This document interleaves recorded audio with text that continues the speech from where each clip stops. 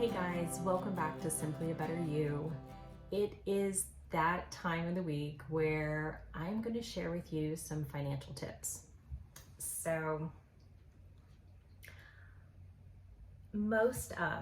if you look at the numbers, most of Americans today do not have a savings account. They have nothing in savings. They couldn't even handle a basic emergency of like $500 or less. So today I am going to give you some tips on how to save $1,000. And I know you're probably thinking, lady, you're insane. Have you read the news? Are you watching the news? Inflation. You want me to save $1,000, the majority of my money is going right back out the door in expenses. I can't even make it paycheck to paycheck, but you want me to save $1,000. That's why I'm here, because I thought the exact same thing. You've got to be out of your mind. You want me to save $1,000. I haven't even seen $1,000 and I can't tell you how long. I can't make it to my next paycheck before my next bill is due, and you want me to save $1,000. So I first heard these terms when I went through Financial Peace University. If you have not heard of Financial Peace University, it is a get out of debt program by Dave Ramsey, and it's usually coined with the baby steps, and there's 7 baby steps that you go through. Now, I heard about it, I read about it, kind of followed the podcast and stuff, but I didn't do the steps, but I knew they were there. It's when I actually set a goal and implemented the steps that I saw, hey, this guy's onto something because this works. So I immediately started diving into this, and yes, I did get out of debt. It is quite easy to save $1,000. You can do anything you can put your mind to. And I started to teach people how to do this. I've been a Financial Peace University coordinator, a coach, a teacher for quite a few years now. I've been teaching it at church. And hang on, my battery's getting ready to die. And I thought, you know what? I'm going to share some of this stuff with you. So, some quick tips. There's about 10 of them that you can save $1,000 fast. Number 1, you're going to set a goal. You can't achieve a goal if you don't set a goal. And Emmett Smith said, it's only a dream until you write it down, and then it becomes a goal. Write it down. Set your brain to, this is something that's important. I am writing this down. I am placing it in my memory banks. I am going to do this. So put your goal to paper. Number 2, you're going to get on a monthly budget. You have to know where your money is going. It's coming in, you're getting a paycheck, but you don't have enough. Where is it all going? How many times have you said that? Where did all my money go? What happened? What did I spend it on? You don't know because you're not tracking it. You have to have a monthly budget. And when you finally sit down and know where your money is going, and you can tell it where it needs to go because you're tracking it, you're in the driver's seat. You're in control, not your money. Your money has no power over you any longer. You get to tell it what to do. The biggest place you can start is cut excess expenses. Look at your insurance. Look at your electric bill. Look at your grocery bill. Stop eating out. Pack your lunch for work. Pack the kids' lunches. Carpool. Any place that you can cut expenses, cut the cable bill. Stream Netflix if you really need something to watch, because a lot of people watch YouTube now and YouTube's free. But if you need something, Hulu, Netflix, Disney Plus, there are tons of streaming things that you can get that's a lot cheaper than $200 a month cable. We haven't had cable in quite some time. Also, with that, you're cutting expenses, but you're also cutting excessive spending. When you go to the store, you need to go with a list. You need to get the items on your list. You need to know what the budget is that you have to spend at that store. So when you walk into Target, and ladies, I might be referring to you, when you walk into Target, you're only getting the things on the list. You're gonna have to walk past the discount aisle, that cute little aisle they set up for holidays and seasonal items. Turn your head away and keep walking. It's gonna be hard the first few times. When you see the sale sign, keep walking. You're not buying anything on sale today. You are not impulse buying. If you can't help that, you need to order your groceries and order your items online and have them shipped to the house or pick them up. I use the Walmart grocery app. I order my groceries, I go to Walmart, they put them in my trunk, and I come home. I have a serious excessive spending problem. I know it, so I stay out of the stores. Okay, make savings a priority. So like I said, you're gonna set a goal. You have your goal. Now you're gonna make your goal a priority. You can only make this happen if it is a priority. It's important.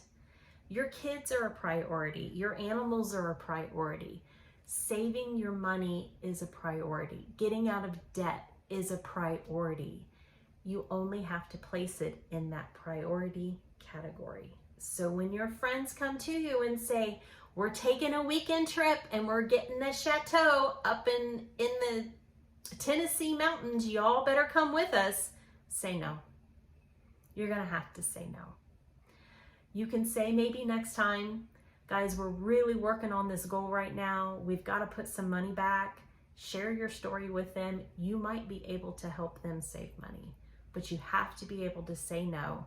And I'm telling you right now, there is no guilt and there is no shame in saying no. Put your priorities first. Your family is important. Also, this one's easy. This one is very easy.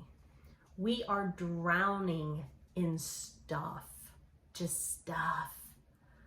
Sell some things.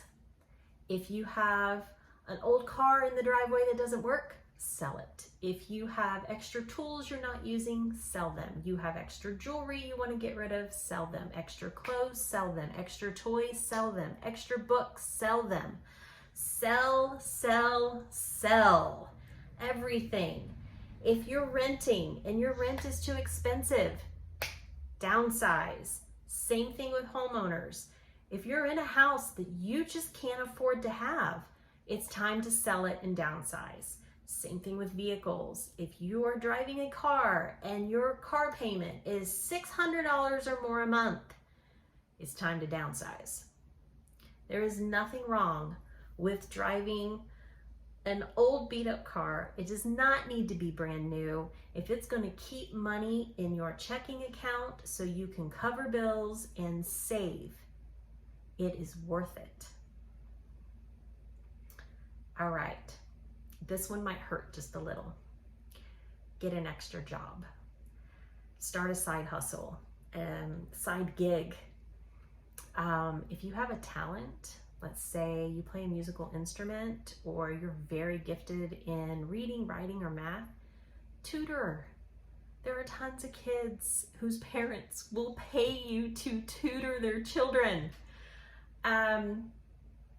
You can do things like Uber, Lyft, I think it's called Shipt, and Instacart. Let me think, you can dog walk, babysit. There's so many things you can do. You can offer to clean the church. Tell your friends and family, if you're not too embarrassed about it, hey, I'm trying to save up money. Do you guys need your house clean? Do you need me to pick up dry cleaning? Offer to meal plan for other people. Moms are willing to pay $200 to $300 a week for you to meal plan and cook meals for their family. Insane. People are willing to pay you to do this. Lots of advantages there. Now, before you tell me, I don't have time for that. I work a full-time job. I have a family at home. I have soccer practice. I have football practice. I got dance lessons to go to. I don't have time. I'm not telling you have to do this every evening. Do it on the weekend.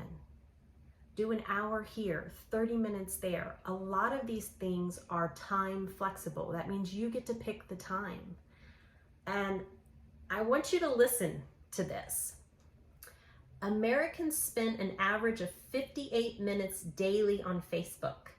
That's 325 hours a year. Instagram was the second most used service at 53 minutes per day. That's more than a lunch break. 297 hours a year. Snapchat, which I don't even know if people use Snapchat anymore, it's TikTok now, was also popular and racked up 50 minutes per day. That's 277 hours a year. Now, when you add all of that up, let's see, 3, 6, 9, that's a little over 900 hours a year that we spend on this. This is not your life. Not your life. Put it down. Be consistent with your time. Look at what you're doing. You absolutely can make the time to change habits and save money. Also, you want to track your progress. You kind of have to track your progress. Keeping track not only motivates you because you can see where you're accomplishing this goal, but it also lets you know, where do I need to bump things up a little bit? Maybe, where you did an extra 25 in savings last week, maybe this week you had an extra 50 that you can throw at it. Now, if you're looking at your tracking progress, you know where the money needs to go. And it's a motivator. And if anything, you can start some really healthy competition with your spouse or an accountability partner. So, a sibling, a best friend, coworker, have somebody there to cheer you on, and you guys can watch each other's progress. You'll definitely get to that savings mark and to eliminate debt a whole lot faster when you have competition. Make it fun. This does not have to be, I have to save money. I can't do nothing. I have to sit at home all day. I can't go anywhere. There are so many things you can do for free. So many things. And you will find that when you take some extra time and actually explore what's just in your town, your city, and your state, you can find so many activities, festivals, parks, things that you can do as a family that are absolutely free. I live in Florida. Going to the beach is free, other than the gas that you need to get there, but I'm only 15 minutes away from the beach. So make it fun. And don't forget to reward yourself. Pizza's not as cheap as it used to be, but have a pizza night. Man, if you hit your $250 savings goal, $1,000, $2,000, celebrate. Go out to dinner, have a pizza night, throw a pizza party, have a pool party, celebrate with some friends, do something fun. It does not have to be expensive to be fun. And lastly, don't give up. It's going to take at least 3 months to kind of get in the swing of it, to develop great new habits, to really start enjoying saving money and seeing what you can do. But don't give up. you're going to run across some bumps in the road. You're going to get off track. Something's going to happen and you're just going to splurge. There's going to be a great sale on a pair of shoes and you're just going to do it. Give yourself some grace. And know you can jump right back into savings. There doesn't need to be any guilt and any shame in this. You are in control. We are not perfect. Give yourself some grace and know that you can start right back where you left off and start saving again.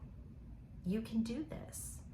If I can do this, you can do this. I am a very stubborn person and I have made many, many mistakes when it comes to finances, and I am telling you, you absolutely can do this. It just takes some consistency and some goal planning and a little bit of self-awareness.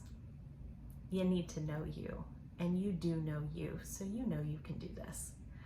So guys, there are my 10 tips on how you can save $1,000 fast. You're probably gonna save more than $1,000 once you start cutting expenses and you stop doing all that excess spending at the stores.